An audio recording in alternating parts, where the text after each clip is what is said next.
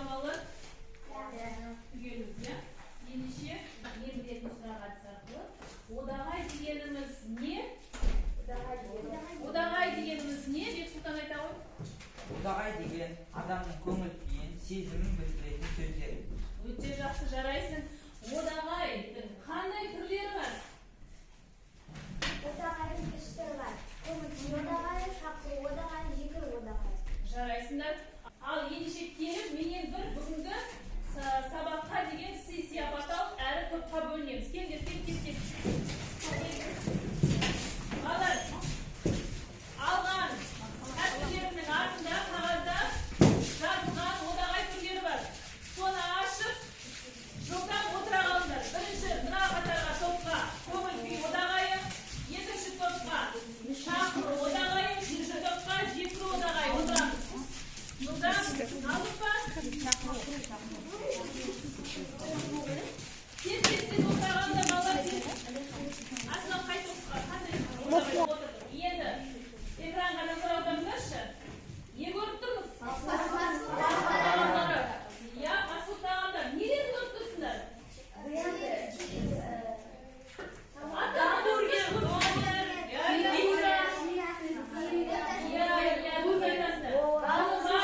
Жалпы алғанда қандай тағам дейміз? Фастфуд тағамдар дейді екенбіз. Иә, дұрыс айтасыздар. Демек бүгінгі тақырыбымыз біздің фастфуд тағамдарының зияны. Дәптеріңді ашып, күнді тақырыпты тез жаза қойыңдар.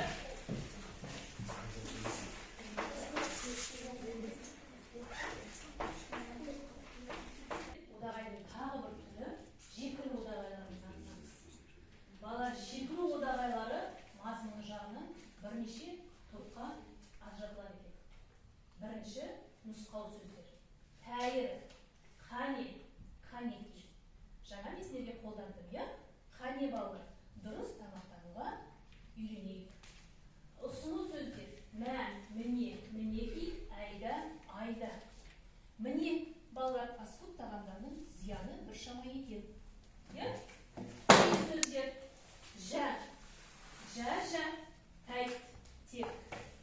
Тек фастфуд тағамдарымен тұтынбаңдар. Иә?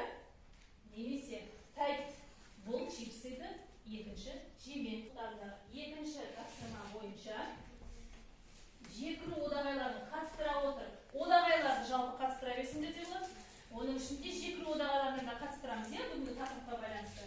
Қатыстыра отырып, фастфуд тағамдарының зияны туралы 3-4 сөйлем жазыңдар. 3 сөйлем жазсаңдар жетеді. Дәптерлеріне жылдам жеке жұмыс, бұл әркім өз дәптеріне жазады. Жазамыз балалар. Қолдана бермейік. Қане, дұрыс. Дұрыс тамақтануға келейік. Дұрыс тамақтануға көшейік, иә? Жақсы. Тағы бір? Мына фастфуд тағамның кесірінен мен көп салмақ жинап қойдым. Дұрыс, жақсы. Қандай одағай қолдандың осы соңғы сөйлеміңде? Қап. Қап қандай одағай? Қай түріне жатады? Қап бұл көңіл күй. Көңіл күй одағай. Дұрыс айтасың, жарайсың, жақсы.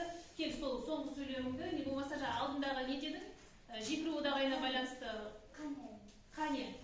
Тақтаға жаза қойшы. Тез бірақ, иә? Ал, Үнтар. Енді фастфуд тағамын сатып алушы болмады. Жарайсың, тағы. Мәселен, фастфуд тағамын мұншалықты зиян екенін білмедім. Тағы да. Фастфуд тағамының кесірінен асқазаным қатты ауырып тұр. Дұрыс, жақсы. Ал, топпен жылдам диалог құрамыз, содан кейін екі оқушыдан шығамыз. Қарындасы кім шығады? Диалог құрсаңдаршы бірге. Бірге құрып алыңдар бірінші. Шылау, одағай қатыстырамыз.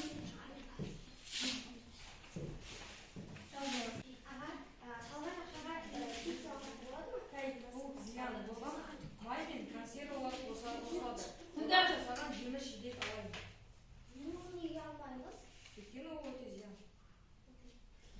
Қандай одағай, қандай шылау қатыстырды балалар? Ту деген одағай қатыстырды. Тағы шылау қатыстырды ма?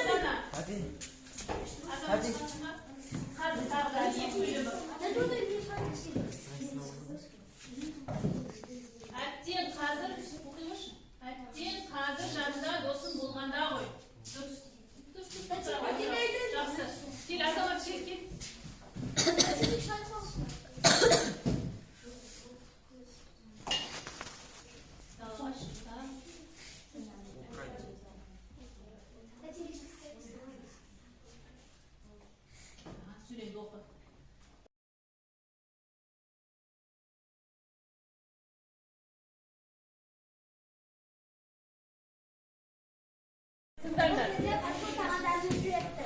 Яғни бұл жерде Тағамдар неге жатады соны айтамын. фастфуд тағамдарынан міне фри картошкасы жатады, гамбургер, пицца, Шаурма. шаурма жатады. Және кола мен чипсы да бұлар жатады. Яғни бұл осы тағамдармен тұтынатын адамның ағзасында өте психологиялық және химиялық ауруларға шалдығады. Яғни бұл тез дайындалады. Бұл тағамдарға